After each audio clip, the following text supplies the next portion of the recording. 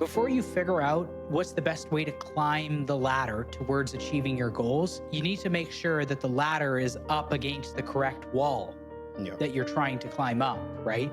So this is something that I've tried to incorporate into my annual practice of goal setting. And it's actually quite simple. It's like I first start by listing out, in a perfect world, all the goals that I would like to achieve this year.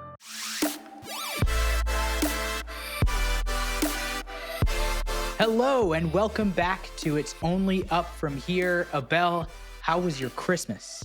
Oh man, it was Christmas, wasn't it? It was fantastic. I had a guest over. I had my sister, brother-in-law, and my niece. They stayed with me for a few days here over Christmas.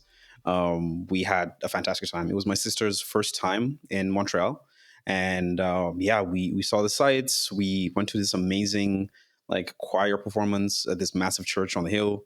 We probably had too much poutine and too many croissants while we were here. Nice. Yeah, it was really nice. It's cool that I was able to actually be with family. I know that's one of the things that is a big risk when you move cities like this. So it's nice that I got to hang out with them. My niece kept winning at staring contests against me, which I one day I'll get her. One day I'll get her. I have high hopes. So no, it was really cool. It was a fantastic Christmas. I'll have to weigh myself soon, unfortunately, and to see how much damage has been done. How old is um, your niece? my niece so she was born in May, so I guess 7 months Oh, and some okay. change. Yeah, she's teeny. She's teeny tiny. Okay, so Um, your niece, your brother, and your sister-in-law. my sister and my brother-in-law. Your sister and brother-in-law and the niece all Mhm. stayed at your place. Yes, Wow. Okay. yeah. Was it a It, packed house or what? Not terrible. I have one of those pull-out couches. So they, Mhm. they took the bedroom, and then I took the couch, and yeah, it was actually quite cozy. It was just fine. Montreal's sick, and I couldn't imagine how nice it is in around Christmas. Very cute. A bit colder than perhaps a baby would have liked. It's Oh, because it's her first winter, so it's like sometimes it was like, okay, maybe we shouldn't, go up on this hike with the baby. Like maybe that's not the best idea. And I was like, what are you talking about? But yeah, so it was a bit colder than I think ideally would have been. But love it. no, we had a fantastic time. I think they'll be back. They are sold on the idea of visiting Montreal often. So I think our next visit with them is going to be sometime in the spring. I think they're aiming for somewhere between March and May. So that's going to be really nice, and we're going to actually really, spend some time outdoors. I think Montreal is really. I mean, I guess most of Canada is at its best in the summertime. So looking forward to Yeah. that. Yeah. What about yourself, man? How were your holidays? What'd you get up to? It was good. It was good. I had a ton of time to just chill and relax. Obviously, because the nature of my work, and I don't really get time off, right? Like time off is not really a thing. Like I don't really book vacation, or even when I go on vacations, I still have to take my laptop with me and stay on top of emails. It's like for the majority of the year, like the work and everything with work keeps going on, even though I may not want to keep going on, right? So, there's a floor that kind of sits there where I the lower limit of how much work I have to put in. So I would say that, you know, that is present throughout the entire year except for the holidays.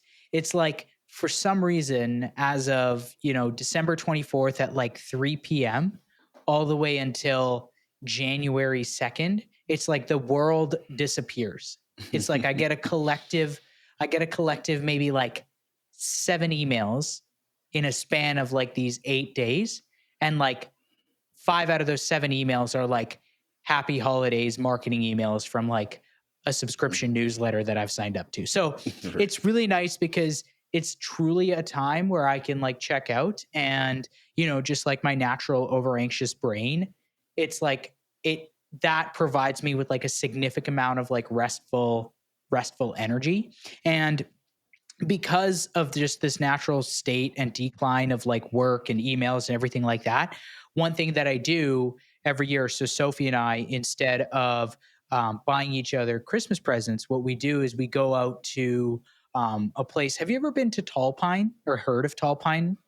Like Tall Pine Only because Lodges of and you, actually. Resorts? Oh, Yep. okay, yeah. So I think I've probably mentioned this on past episodes, like back in Yep. season one, where Sophie and I, instead of doing Christmas presents for each other every year from the period between Christmas and New Year's, we head out to Tall Pine Lodges, okay, which is this like ultra cute, like, little cabin getaway. It's about 2 hours out of the city. Super quiet area with a beautiful lake and everything like that.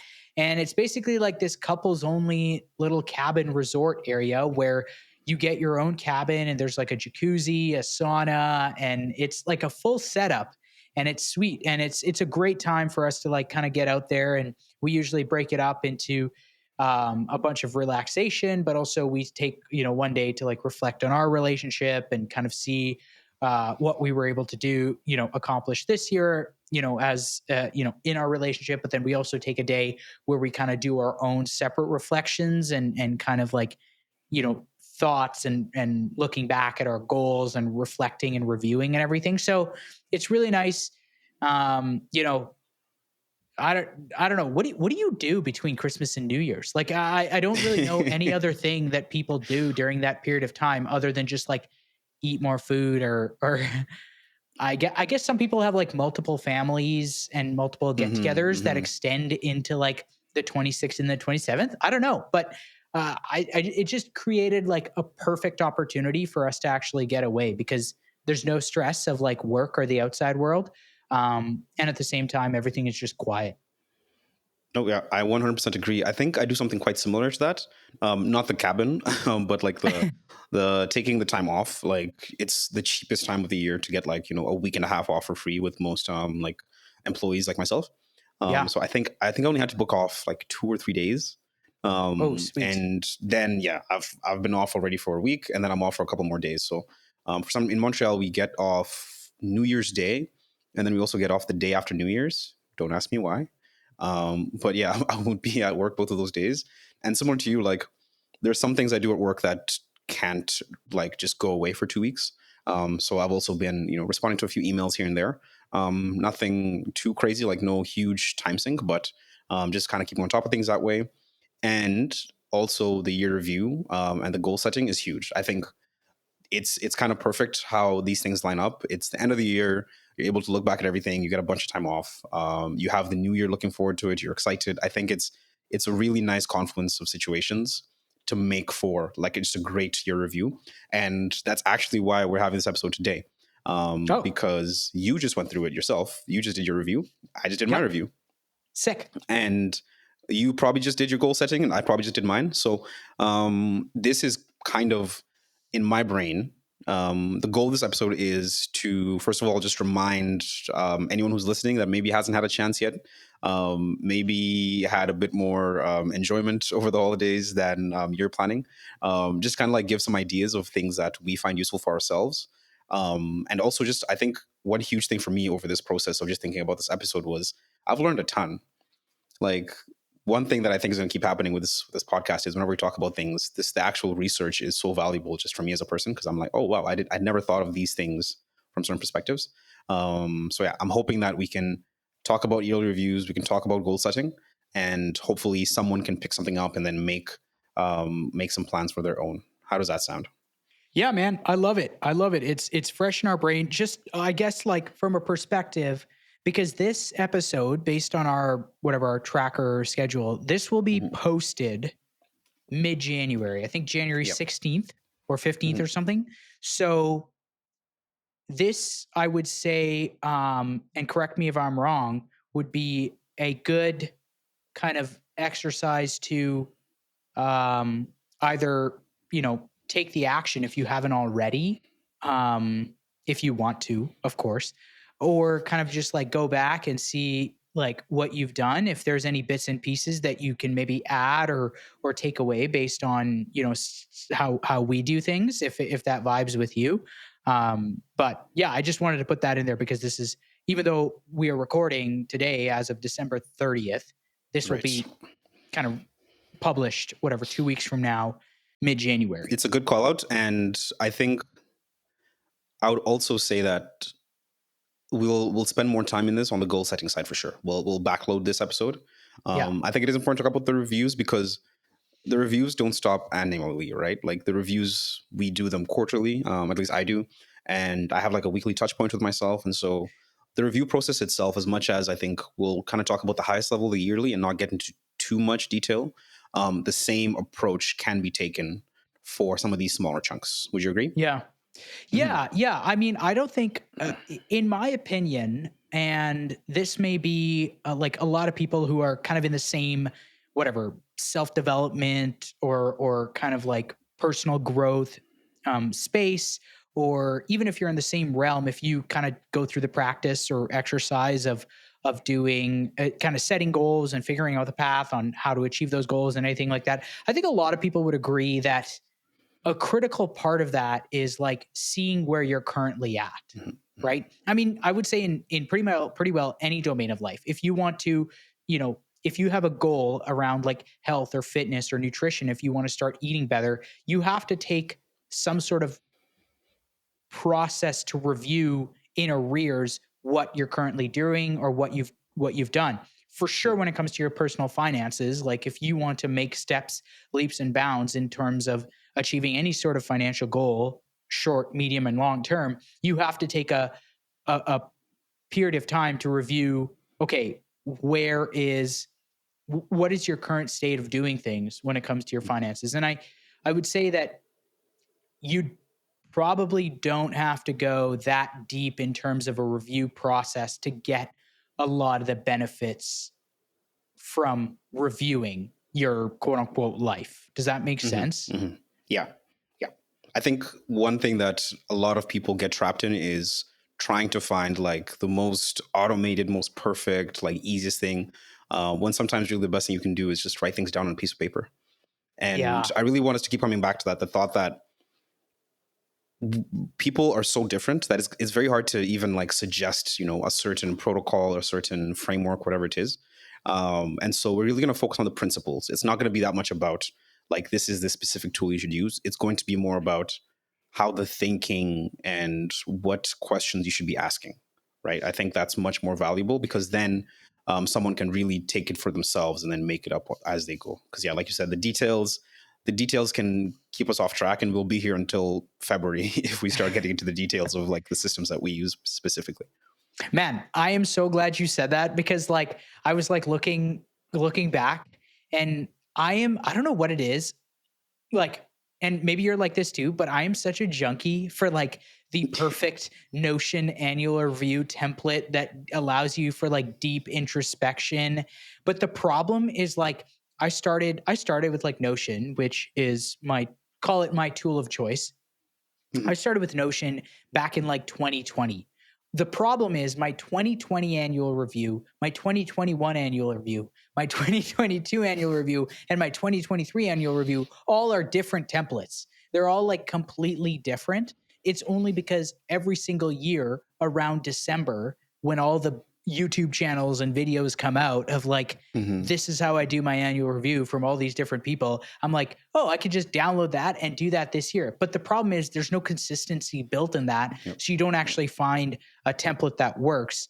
And based on using all these different tools and templates or whatever, the overarching theme is the exact same. It allows you to review kind of like what you've been able to progress or not progress on over the course of the past 12 months.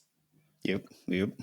But And so yeah, so keeping your eye on that most fundamental part, I think really is the best we can do. And then whether you're a journal person or you're an app person, like you're a vision board person, like at that point you kind of get to decide. I think as a listener, right? yeah, okay. So actually, that being said, what would you say is the easiest low lift way for someone to do a personal annual review for someone who doesn't consistently do personal annual reviews? I think, and from what I've seen from the research I did, a lot of people will have this approach. is that the first thing you need to do is basically make some chunks out of your life, similar to I think what your idea is of the pie, the pie. It's the pie. What was it? The apple It's pie. a pumpkin pie. It's a pumpkin It's a pie. pumpkin pie. I'm sorry. We I think spoke I've about this explained last week. this for the last like four episodes. This exact same thing. But Mm. anyways, yes, it's a pumpkin pie. It's a pumpkin pie. Yes, that same approach. I think Ali Abdal, he has a really cool one as well. It's called the Circle of Life, which Okay. might be the same thing, just with a different name as what you do. But essentially, like he chunks his life into, I guess, like work or financial or what was the other? He used a different phrase as well. But essentially, like just the day to day, like what you do for money, what you do for like your purpose in life. He has relationships on that, and then he has health. And those are the three Oh big yeah. chunks. And then within them, he splits them further. So relationships will be family, friends, and I guess like a love, romantic Romantic partner. relationships. Yeah. Health will be spiritual, physical, and mental. And then purpose will be like work. I forget the other two. I should probably have written them down. But he basically, what this does is that it creates things you can actually measure. I think measurability is going to be key in this whole discussion, because the more you can measure things, just like you can't manage what you don't measure, right? And that's like the classic saying you'll hear in almost every class in Asper, in a business school. I mean, is that you can't manage what you can't measure. And so creating those chunks gives you a really easy way of seeing like what happened within this avenue of my life this year. And then I think the second thing is actually just writing things down. I think this was something you recommended to me a couple of years ago, which is just to go through each month, go through your calendar, and just write down the things that happened. Yeah. I think if you write down things that happen and you kind of like tie them to those different zones of your life, you'll get a really nice idea of if progress has happened, what the big situations were from the year.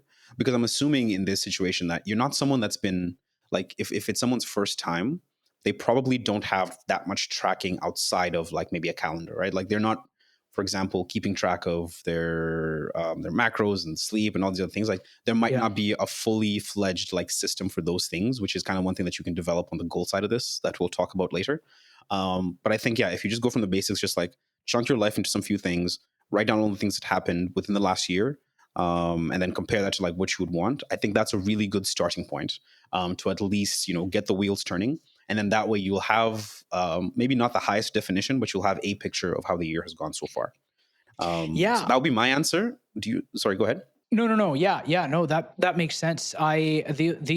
The only thing like I was thinking about when it comes to kind of like this low lift perspective is, you know, one thing that basically Sophie does, this is Hmm. what she did when we were out at the cabin was, literally just go through your calendar and go through your photo album like in your phone, Oh, and yeah. then basically just look at the last 12 months and then just simply like whatever, get a notebook or a journal or something and then go through month by month of like what happened, how you felt, and like whether or not you want to do more of that or not, right? And I would say it's very similar to yours, but it doesn't necessarily have like any particular connection to a specific domain in your life, but Hmm. Hmm. it's more so just like okay, like, at the end of the year, you're going to be like, okay, this was a pretty shitty year or this was a really good year, but by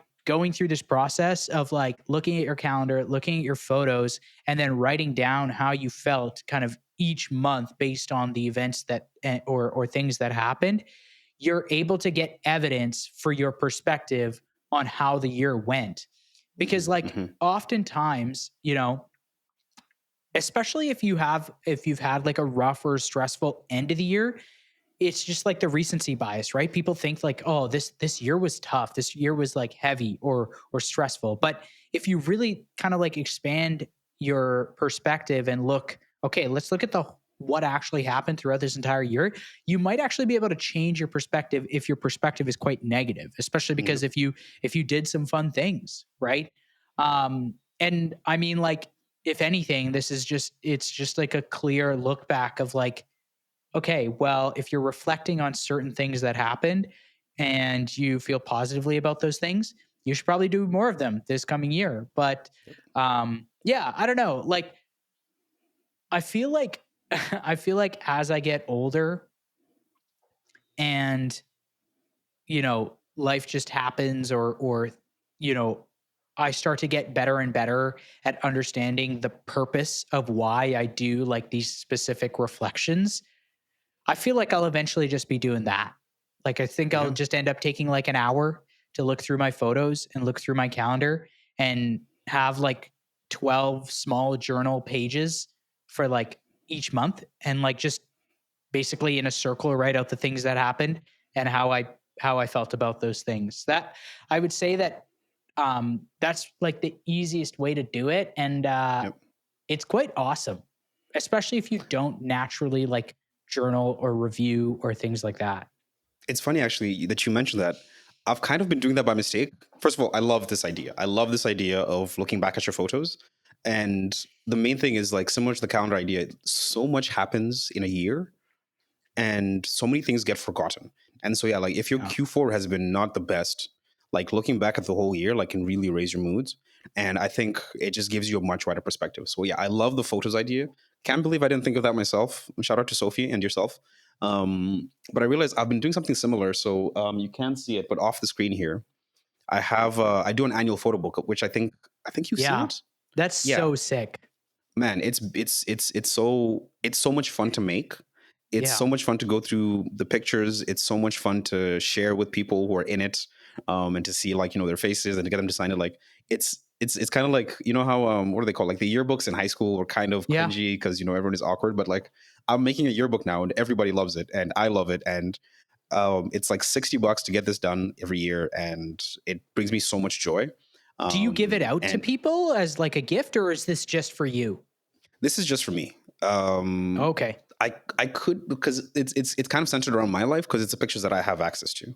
Yeah. I have gifted a photo book once before to someone I was dating, and it was a similar idea, and it was also received very well. Like it's such a it's such an easy and thoughtful thing to do for someone that I would highly recommend. Like if you are in a relationship, I think people often will just do it for the weddings, right? I think the wedding photo book is fairly Yeah. popular, and I think even like maybe like baby pictures, like the baby's first year is quite popular. It's really common for Um, travel. Like Sophie and I have like a there you go. couples, like a travel, not a photo book, but a scrapbook where every Hmm. time we go somewhere, we gather a bunch of these like little trinkets, like the hotel key card, or like all the like the coaster from like this French bakery or whatever. And then it just, I Nice. mean, I don't do this, but she just like makes it look all pretty and stuff inside of Right. the scrapbook. And every time we look at it, it's like, yo, this is sick. Like this is like, man, there's something about doing this like exercise of like printing out photos, Man. right? And Man. designing them in a way. It's like okay, I will go out and state that you relive like a solid like 60% of like the joy, excitement, and like the positive affect that you got through the actual experience. You relive a Yep. lot of that just by going through this process of like being creative based on this experience and putting together a photo book or a scrapbook or something like that. And it goes like uh, a long way for like everything, for like being grateful about your life or whatever. Hmm. But I don't do the photo book, but I know you do, and I'm glad that I make it every year. And Every year. Yeah. yeah, Yep. This year as but well. that's awesome. I love it. I'm excited for it. I might add some screenshots from this, Do or it. maybe the logo. I'll toss in the logo. So I think those are two fairly simple approaches to the annual review that I think kind of anyone can take. And then the weekly review now gets a bit interesting. Mhm. So you have a standing weekly appointment with yourself as well, right? Yeah, I, Hmm. I I unfortunately abandoned that halfway through Oh. 2024, and I kid you Hmm. not, I just have no idea why. I just have no idea why. I used to do it like, I mean, because like Sundays there just wasn't really much going on Sundays, and Hmm. for some reason like I think it was actually in the summer where my Sundays were like it was like I had a standing round of golf scheduled every Sunday, and I Right. think Right. that took Right. place for the weekly review. But yes, I definitely I definitely see the value of like a weekly review. Hence, I did it for like over 3 years. It was great, but I definitely should do that again. What were you going over? Like, if you think back, like I'm assuming it wasn't a very long thing, right? It was maybe an hour. Yeah, Like, how much time did you spend on it? What did you go through? Like, what's your weekly review? What was your weekly review process? yeah. Usually, basically, it was all I would do was just answer a few questions of like, what did you spend this week doing, right? Every Hmm. Sunday. And that would be pretty easy just looking back at my calendar. Um, I would I would highlight anything that was particularly salient. And that basically just means like any part of the week that I felt deep levels of emotions and just high level like almost just like some sort of like meditative exercise of like observing those thoughts of how I took like different aspects of the week.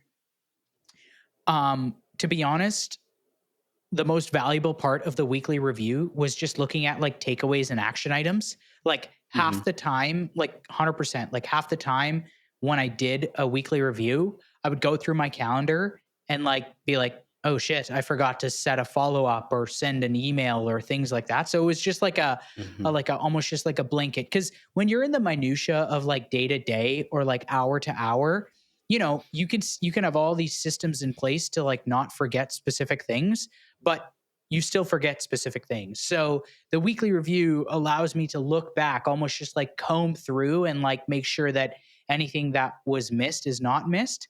And then the nice thing is that like most of my kind of tasks or things to follow up on was like client work, right? So like a perfect example would be like if I met with a client and they needed a financial planning update and I hadn't put in a time block into my calendar and instead it was just like a note from like a meeting notes page that I took, I would specifically go into the next week, block in time into my calendar to update their financial plan and or their like investment profile or things like that, right? So that was like a if there's any like tangible value out of the weekly review, that's definitely one of the ones that I got.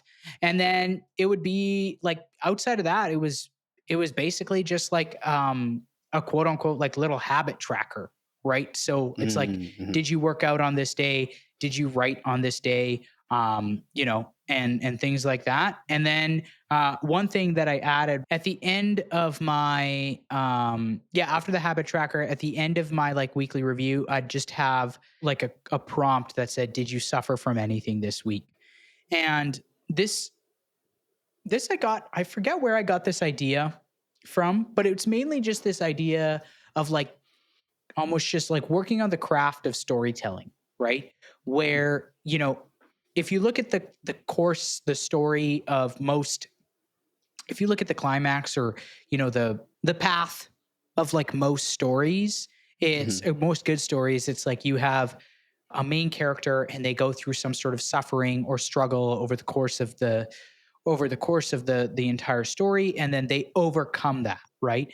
So this prompt just kind of putting in here is like, did you suffer from anything? So it was like, I went through the week, I looked at anything that was salient, and then I almost just craft this narrative of like, okay, did I suffer from anything this week? And then what is the objective of how I'm going to overcome that, right? As like this character. I don't know. It was an exercise. It was a prompt that I just put into the template and it just kept on popping up. So I started to have fun with it and it just kept on Hmm. going and I never took it out. Hmm. So yeah, I would say there's some value in that. But Right. honestly, outside of that, I a part of me just kept going with the weekly review because I kept going with the weekly review.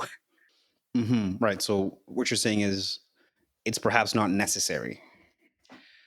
Yeah, I mean, I would say that like it's not there's a lot of things that are not necessary but beneficial, right? So I would Hmm. say, subconsciously, I probably got some sort of benefit out of it. But, I've been not doing it since call it midsummer. And I feel like I've been operating just fine. But then again, there may be some sort of tasks or things that I drop the ball on that maybe if I had a weekly review, I wouldn't. But I don't know. Do you do any sort of like weekly review or get into some sort Hmm. of habit like that? Yeah, yeah, and it's been changing recently, and it sounds very similar to what you do. Okay. And actually, even the benefits I get are quite similar to what you just outlined, which is first of all, it gives me a chance to just go over like all of my inboxes. Because like you said, like during the week, like we have a lot of fires at my work, where times it's just like just forget everything else, and for the next 2 days, just work on this thing. And so things can sometimes just kind of disappear into the ether when those things come up. So it's really good just to like go over my meeting notes, and just think about like, have I delivered on these things that I was asked for?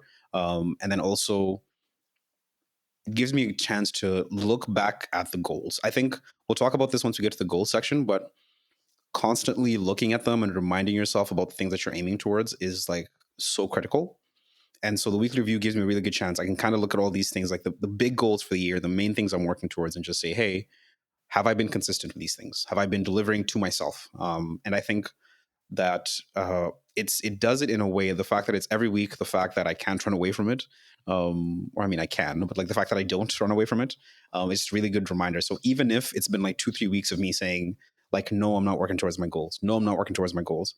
Like let's say like a bunch of stuff happens and I kind of have to like rethink my time management for a little bit. And it kind of takes away from something else. Like if I'm traveling, for example, I'm assuming this will happen when I come for like some travel in Winnipeg. Maybe it's a bachelor party, maybe I'm on vacation.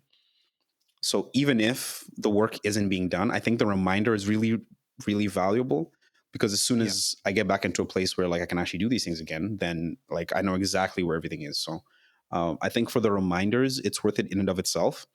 And I think especially, if I'm not mistaken, I would say that you're probably an advanced user of a lot of these systems. Like you've probably tried most of the the various like productivity things out there. So it doesn't surprise me that losing the weekly review doesn't do too much to you, because I mean, I assume that you already have all these other things that are catching you where you need to be caught, right? So I think a weekly review might be a bit more valuable for someone who's maybe just starting off. And depending on like your exact place in, your work environment, and if you're in school or something, like there are other ways in which it might not, or it might be more valuable. So I think I would recommend it for anybody. I think I would recommend anybody to just try it out.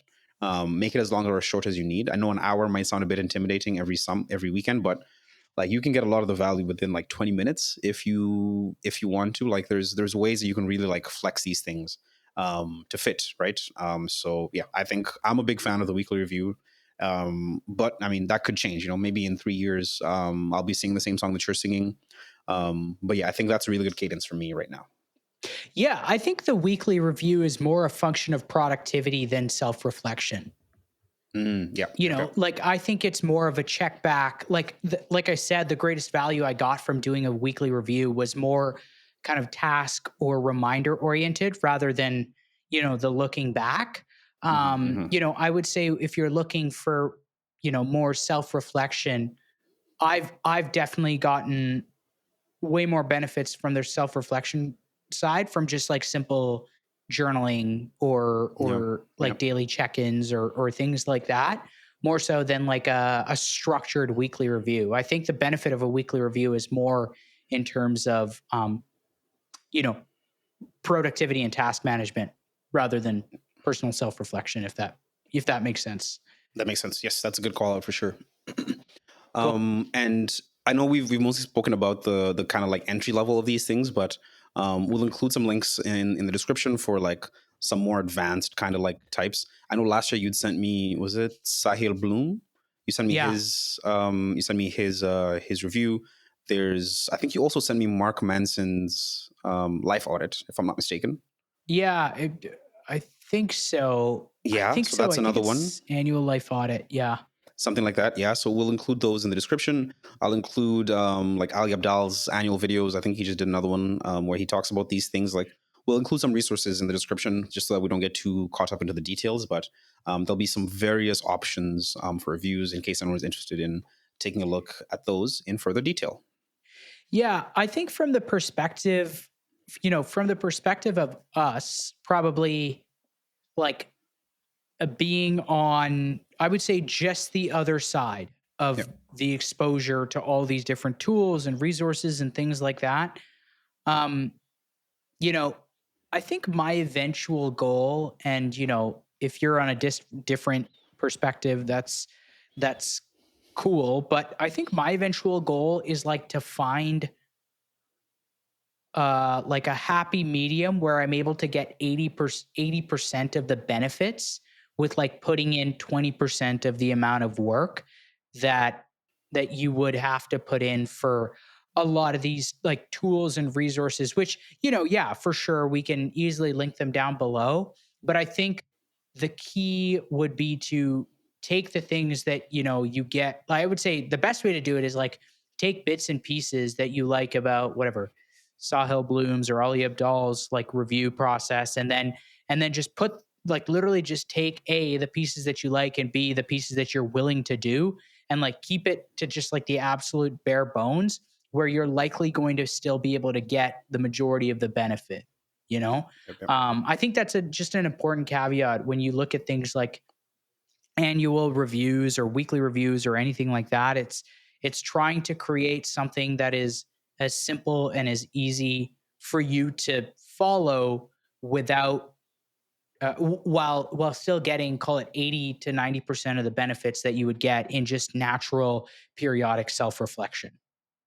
100% agree. Yeah, you don't want to be signing up to do something that you're not going to do. Otherwise, it's just a waste of energy. If you spend all this time looking up all these things and you set up this whole amazing dashboard, but then you don't actually end up using it. Like it's Man, very key to make it usable and manageable. 100%. And I was victim to this like I feel like at some point every year where you it's like productive procrastination where you get like this Yes, yes.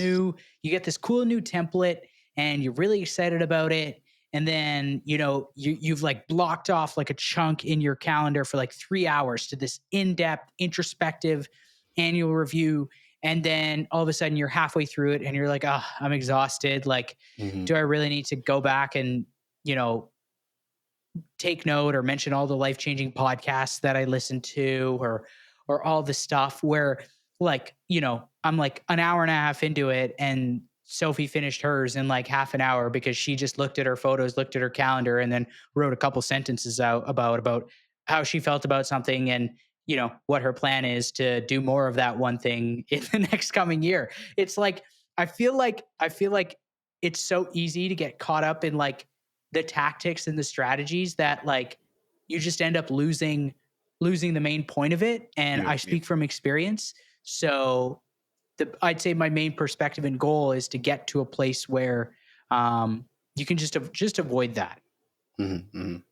Yeah, that's Anyways, that, and I've been in the same place as well. Like I have done that a lot of times.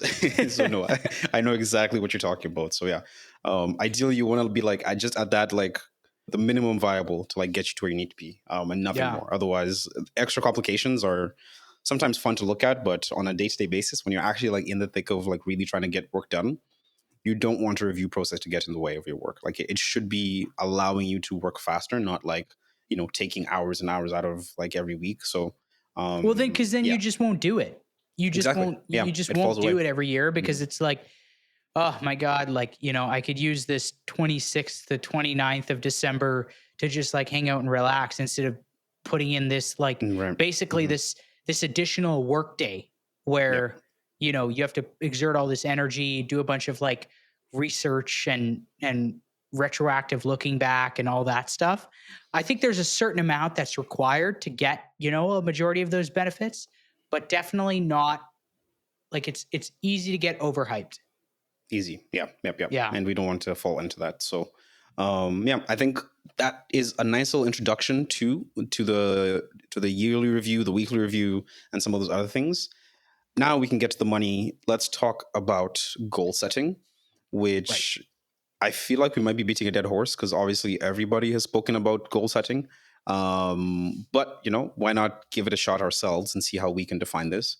So, if you were to think about what the most fundamental, like minimum viable, kind of like what you asked me about the reviews, what do you think is a minimum goal setting and like thinking about goals to make sure that like you actually accomplish them? Like, what do you think is a minimum amount of effort required, and what actions do you think are required to kind of achieve that? Oh, wow. Okay. This is something that I am very passionate about, and I spend time every single year like going deep into this process, and the process actually remained pretty consistent in terms of like the setting goals and everything like that. But Nice. before I get into that, I have to ask you, why do you think that like the whole idea of like goal setting and like New Year's resolutions and everything like that is just so heavy like right now? Like I have a hypothesis, but I want to know why you think this is such a big thing like come January 1st. This is interesting. I think it's because every year people do the same thing where they set goals at the beginning of the year and then they just kind of fall away. So I think first of all it's a reminder because it's like people think that, oh, new year new me, that's a hashtag that everybody Yeah. uses. That's a hashtag that I use almost every year. And so there's this anticipation of like, I think a clean slate, a fresh new year where like the possibilities are opening up, where you can kind of like leave behind the baggage of the previous year.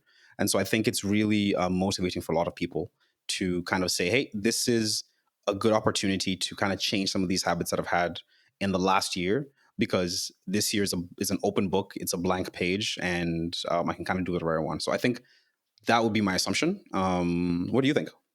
Yeah, I mean, probably a little bit along, kind of along the same lines. But so one thing that I want to do this year with every single one of these episodes is to write out kind of like a fresh perspectives, almost just like a blog post or like an article Hmm. for our website, so that people who like reading and kind of get perspectives in a different way. And it also helps me prepare and think about how to communicate things. But literally, like for what I wrote for this episode, like the first paragraph, I'll just read it out to you. If you're anything like me, each year in December, you get a surge of energy looking forward to the next year. Whether it's a combination of the built up guilt or anxiety that comes from a socially forced period of rest and indulgence, or the over excessive exposure to the new year, new me marketing that communicates the wonderful new opportunities that you have to close the door on your shortcomings from this past year and try again, but this time with the use of their brand new training or diet program or leatherback journal that they're selling. That was like literally the first paragraph in this thing that I Like the wrote. And intro. I think, to communicate that in simple terms, I think it's a combination of two things. Number one, I feel like because there is like this forced period of rest and reflection, and almost just like for people also, if you think about like who is the typical archetype of someone who like sets goals and gets like obsessively aligned and connected with their goals, it's like literally people like you and I, right? It's the random overachievers, right? And the thing is like when you are forced to take a period of rest where like nothing happens, so call it between, let's be honest, like nothing really happens after like December 20th. Yeah, It's yeah, other than like the rush of like the year end stuff to like the end of the year. This is like 7 days. There's like no other period of time where you have 7 days to like force rest, right? And I think as each day and hour goes on where you're forced to rest, there's like this, I feel like internally there's this like guilt that builds up of like, why, like, what are you doing? Like, why are you not being productive? So in that time, what people do instead is like, okay, instead of being productive, I'm going to think about how I'm going to be productive next year, when you're forced this time to rest. And then on top of that, that is like accentuated and exaggerated by all the marketing and the communication that is basically punched out to you around, this is your opportunity to finally hit that goal that you've, yeah. you know, come short on for the last few years. But that's my little rant on basically this time of year. Whereas in reality, you could just start your goals on like December 15th or start Yeah. them at any day. But Yeah. the fresh start effect, that's the actual scientific term. I don't know if it's a scientific term, but I it's like it. the actual hypothesis that happens. But Mhm. anyways, what my process, okay, on how I set goals, I will preface this by saying that a lot of the stuff that we come across out there, whether it's blogs, books, YouTube videos, all the resources out there, I feel like it's about the science of how to achieve goals, right? Whereas I have very seldom like come across, I shouldn't say very seldom. I have it's been way less often that I've come across a like collection of resources on helping you choose the right goals to set, right? And I think like personally this is something that I've struggled with, especially over the course of the past, call it half a decade post um call it graduation, where you're kind of left to your own, to fend for yourself, right? Like you're kind Hmm. of left to like basically figure out your own way forward. And if you're, the average typical overachiever like you and I, you like to set goals. But that being said, you're kind of left to your own devices to set your own goals. And oftentimes there's no like simple blueprint on choosing the right goals, right? Other than like, oh, where do you want to be?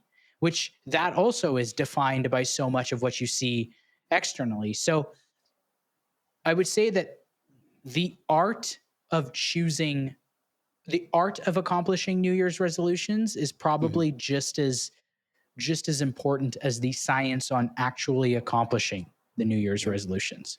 The art of Yep. setting New Year's resolutions. Yeah. I love it. I love it. That's a really good call out because yeah, like if you set goals that just aren't achievable or they aren't ambitious, like if you choose the wrong goals, you don't even get motivation to go after them.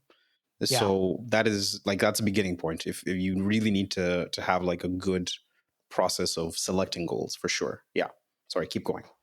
Yeah, no, it's almost just like, okay, like before you figure out how what's the best way to climb the ladder towards achieving your goals, it's like the perspective is you need to make sure that the ladder is up against the correct wall Yeah. that you're trying to climb up, right? So this is something that I've kind of tried to incorporate into my like annual practice of goal setting. And so, in terms of how I do it, it's actually quite simple. Okay. It's like I first start by listing out in a perfect world all the goals that I would like to achieve this year. Okay. Mhm.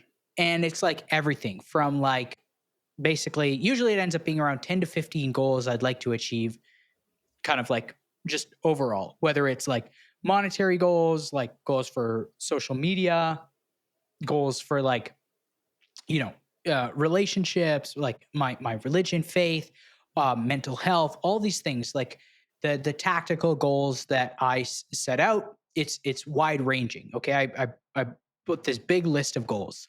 Okay, and then what I do is in 1 year's, like, is basically just answer this question is like in 1 year's time, what is the ideal life or like this dream state that I would like to be living? Okay. It's like basically, what does my life look like in a way where I've been um, truly happy with the year past and basically everything that I've been like, what does my life look like a year from now?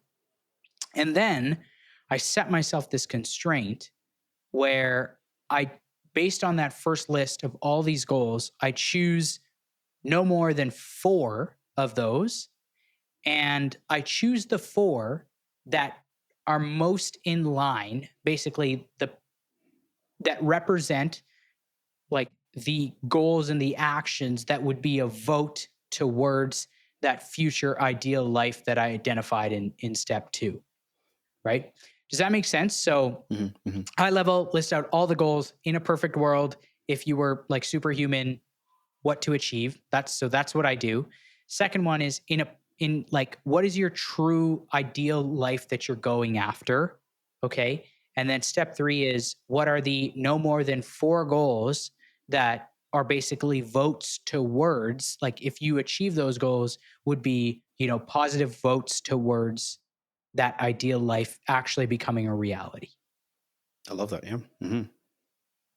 Because I think I've also seen that so much of this goal setting exercise, like a really easy way to motivate it, is that visualization exercise.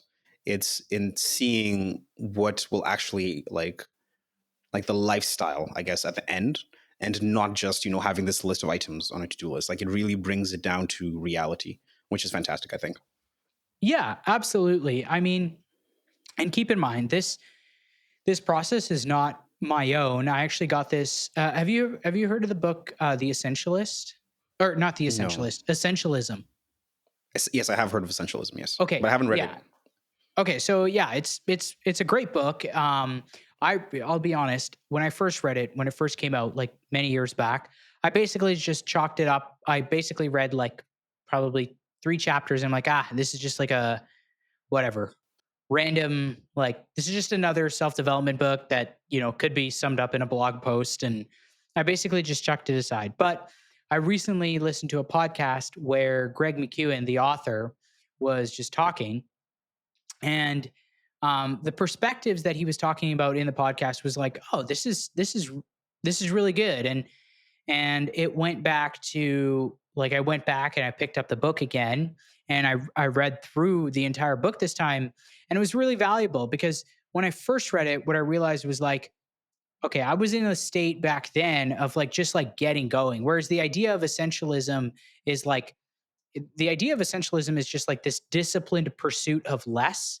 And the difference between an essentialist and a non-essentialist is like, a non-essentialist is basically like, how can I achieve more? How can I continue do more of the things that, opportunities that are in front of me? Whereas an essentialist chooses like, how can I go deeper on the few things that actually make me um, want to work towards like that ideal life, right?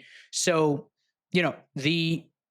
the perspective around, okay, like goal setting is how do I choose the actual essential goals that'll get me towards a life that I truly and deeply want, right? How do I identify which like wall do I actually want to be climbing up, right? So anyways, he basically, that's the communication in this book is, it focuses on helping individuals achieve more by doing less, and kind of like decluttering your life and focusing on what truly matters, and kind of that whole jam. But I my perspective is I take that, and based on the timing, I've implemented it into my goal setting process of, okay, I've got all these goals, which, is like a textbook non-essentialist. I'm trying to figure out how I can achieve all 15 of these goals, right? So, how do I choose only 4 and go really deep on those 4? And then if I go deep on those 4, I'm actually going to do better at them than I would if I tried to do everything. And then that being said, I'm actually living out the life that I want to. I know that was a long-winded way of saying, basically just list out all your goals, narrow it down to the ones that are important, and just go all in on that. So you've gone from like a breadth approach to a depth approach, is what I'm hearing. Like you've narrowed in a little bit, and you're really focusing on smaller chunks, the essentialism idea, which I think is fantastic. From a bunch of the reading that I've done in preparation for this episode, they do say that like selecting which goals not to go for is just as important as selecting the ones you end up going for. So that's a Oh, really good cool. call out. If we were to go back to the previous, like the first half of the conversation where we are talking about the fundamental, like bare minimum, minimum viable goal setting idea. From everything I've seen, it's 3 things that you really need for goal setting and to help you really achieve those goals. The first thing is you need to have goals. A lot of people can't really verbalize the goals that they have, right? And so, like for those who have goals already, you're already ahead of the crowd a little bit. You need to write them down. apparently preferably in pen and paper. I was seeing, I think it was Dr. Andrew Huberman. He had Okay. an episode about how to achieve goals in a meaningful way. Really good episode. We'll link it in the description. And he mentioned that writing activates just different parts of your brain and makes things more memorable. Like it other than like typing, you writing things down in pen and paper is actually like shown to create just different reaction with the humans, with the human body that kind of makes things more memorable. It makes things stick. So he really recommends writing things down pen and paper when possible. Obviously, you can't always do that, but I think for this kind of thing, it's an easy way to kind of at least get started. Um, and then the third thing is you need to look at your goals quite often. Um, I can't tell how many times in the past I've had five, six, seven goals written down somewhere, and then they just gotta disappear. Whether it's like an old database or it's the journal that I open. I'm like, I'm gonna write every single day this year in this journal, and then I wrote it in for a week and a half in January, and then it kind of disappeared along with some of my goals. So I think having a way to look back and to be reminded daily is really key. And that's actually something that I need to change about my own approach this year. And so I'm doing something that I've never done this year with my goal setting, which is I'm creating a vision board, which just even feels weird to say. But it's such an interesting exercise. And it's mostly done. But I just have a couple small last things to do. And so for those who don't know, like a vision board, it's just like um it's imagine like a whiteboard that you just put a bunch of images and quotes and graphs and numbers on that essentially are tying together the highest level idea of my annual plan. So I Is kind of it designed my physical or digital? it's physical. I was gonna do Oh, it okay. digital, but then I ended up doing it physical. So it's gonna Okay, live like, cool. yeah, it's gonna be in the bedroom, and so I'm gonna see it every day when I wake up. The things I really like about this idea is that it makes it very approachable because on this vision board, like you can include images and like the ideas as opposed to just like the check boxes and the numbers and everything else. So it kind of softens up a little bit. It makes it something that you actually want to look at, not something that you feel guilty looking at. Because I feel like Mhm. sometimes if you have like a goal tracker and you're doing really badly, it can just be like, ugh, I don't even want to look at it. So it kind of defends against that happening. So it gives you like motivation to think back at your goals because you do have this very like approachable visual that's helping you out. Um, and then because it's me, I'm gonna have some graphs on there. I'm gonna have some charts on there because obviously I'm Mr. Graphs himself. So that has to be in there for sure. And yeah, it's just going to be like the highest level, and so it's going to be something that I hopefully will like be excited to look at every day. And it's going to be motivating moving forward. I've never done it before. I don't know exactly what to expect, but I think it's a really approachable and easy way to kind of get started on this kind of thing. And I would recommend people to at least look at it and see if it's something that they think might be interesting.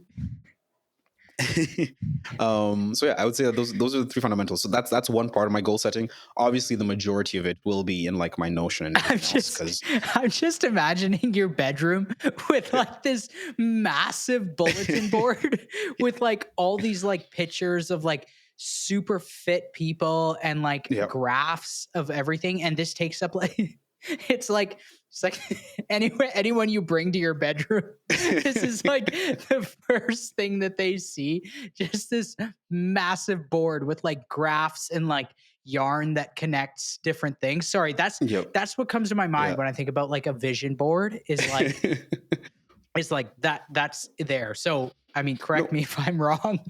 like the funny thing is, How there big is a bit of a is this? stigma. Like I even like that's why I said I struggled a little bit with this idea when I was initially starting. It's probably about like I don't know, like a meter and a half in diagonal. Yeah, that's Um, huge. Meter and a half, like this big, if that makes sense. I can't see your screen. It's like a That's poster. fine. It's like a poster. I don't. It's big. Yeah, it is. It is. Yeah. It is sizable. It is sizable. So yeah, so that's why initially I was going to do it on Notion, but then I don't know. I just want to try it. It's one of those things where I was like, you know what? I might as well try it. Besides, there are not that many people coming to my bedroom anyway, so I just don't think that's going to be an issue. Like, I think we'll be all right. I don't think too many people are going to see this thing. I feel like Um, that's pretty good, especially because it's like so easily visible and you see it every day. Like, you think about like there's tons of, like like Fig Jam boards or Figma boards. Hmm. Like, you could for sure build a digital vision board, but I guess that defeats the purpose of like having it physically visible in front of Yep. you. So I like that Yep. idea. Yep. Let me I'm know just how gonna that try it out and goes. see where it takes That's me. very Yep. interesting. Hmm. Yeah, no, that's Yep. I'm a big supporter of that. Like how so like this is actually very interesting that you say like the constant reminder of your goals because, as I've told you, like, the process for my goals are that remain pretty consistent, but I would say that it's not like I achieve all the goals, even the essential goals, like that I pull out. So it's funny, like I would say over the course of the past, if I was thinking about this morning, over the course of the past 5 years, consistently, I've been able to hit my financial goals. Okay. Like the Hmm. financial goals that I set out for myself, I've consistently been able to hit or surpass the financial goals. I have not made progress. I usually, any domain around like health, my health Hmm. goals are, they usually fall off the train about March or April. Okay, I get about one quarter in, and then I lose the progress. However, I don't regress. Okay, so like I have a Hmm. floor with my health. Like for me, it's like a non-negotiable. I work out like 3 to 5 times a week. I take on average about 8 to 10,000 steps a day, and I eat like healthier foods. I'll eat healthier foods probably like 65 to 70% of the time. Yep. Okay. My goals around health that I set every year is always there of like, I would like to get that to 80 or 85%, right? And then be happy with that. I would like to, whatever, lose 15 pounds of like body fat, or I would like to increase my squat bench deadlift by like, let's say 20%. These are all like progress goals that I hate to admit it, but I rarely ever hit. Hmm. However, I'm pretty diligently consistent with not regressing. Yep. I get it. Like whenever I start to regress, as in like I I don't lose weight, but if I put on weight, then that's like an immediate like checkpoint for me to get back onto the train, and like I get back into that consistency. But when it comes to any other domain, like especially when it comes to like mental health practices or like other habits around like relationships or things like that, I those I've always struggled with. Honestly, the number of times I've tried to start meditate, like a meditation habit, or like, even just simple like around my faith, like reading the Bible every morning or things like that. Man, that stuff even though they're like identified as my most essential goals of like the type of person that I want to be, I always fall off the track. And I have a hypothesis because of this. It is very easy for me to measure and identify progress by looking at like my bank account or financial Hmm. performance. Hmm. So that, if anything, that reinforces your point of like, you always have to like you have to get reminded of your goals by like some sort of mechanism. So I would say in terms of accomplishing your goals, you're 100% right. Like you have to get some sort of reminder of it, otherwise you kind of just lose track of them, or just don't accomplish them, and then at the end of the year you don't realize that you have not accomplished these goals unless if you actually go back to the list of goals that you wrote down. Yep. 100%.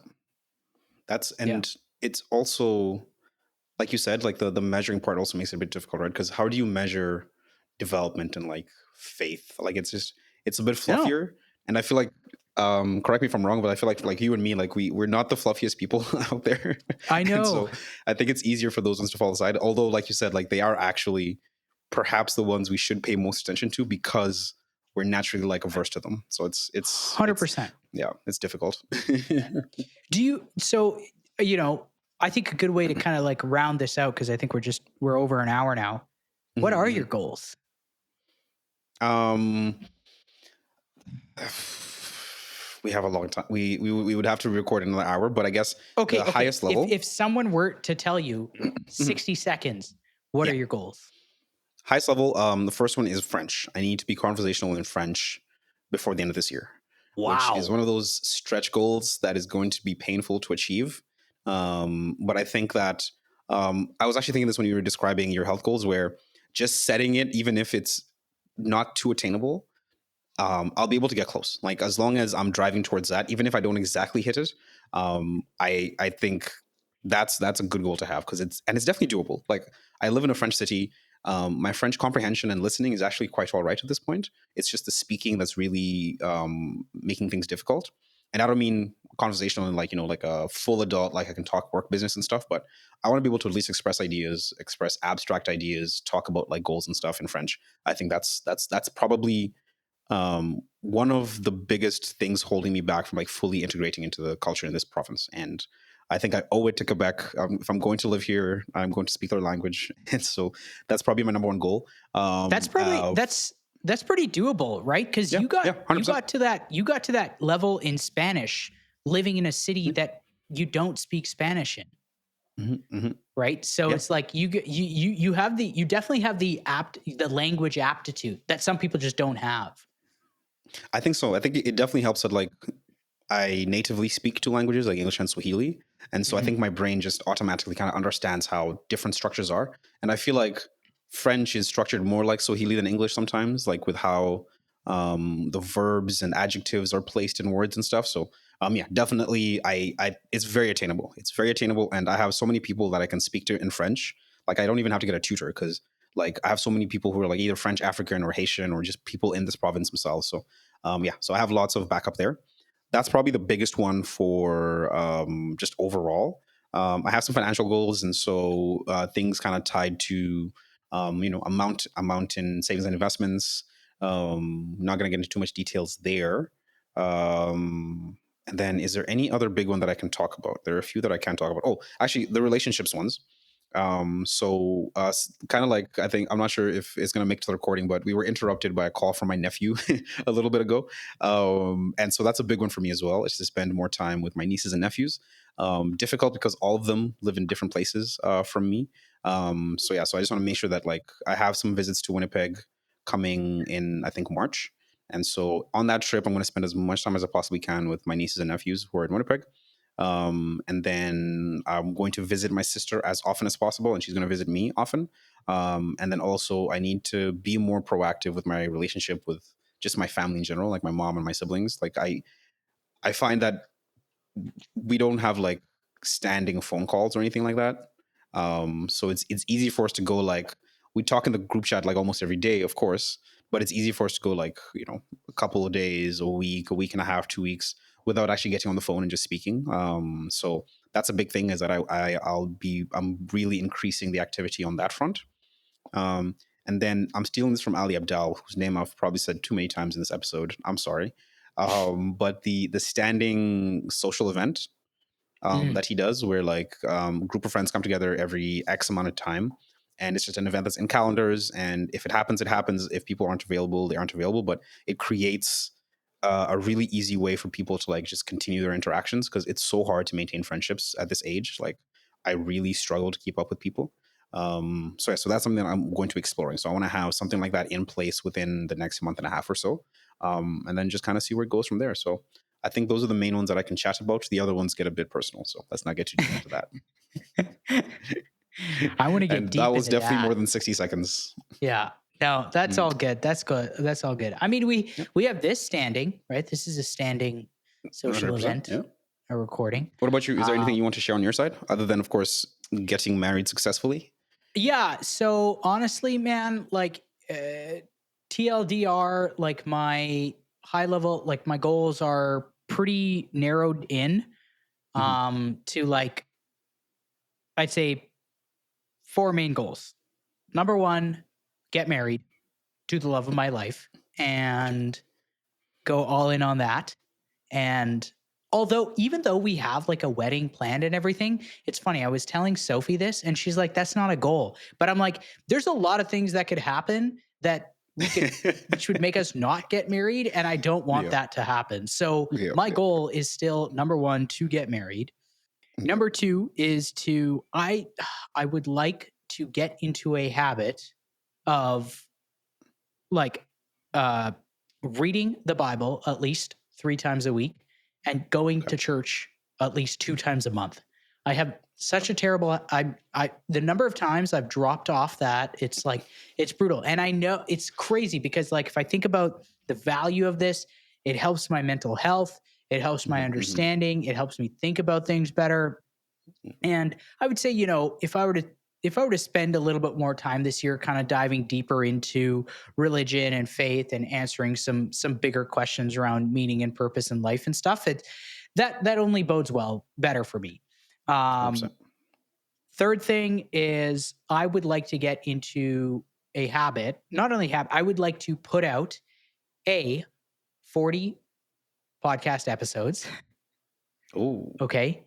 And corresponding 40 written articles. So basically, with the purpose of getting better with my communication, become a Hmm. better thinker, conversationalist, and things like that. And obviously, this is a great medium for that. But as you can tell, I tend to draw out my thoughts way too long, way longer than they should.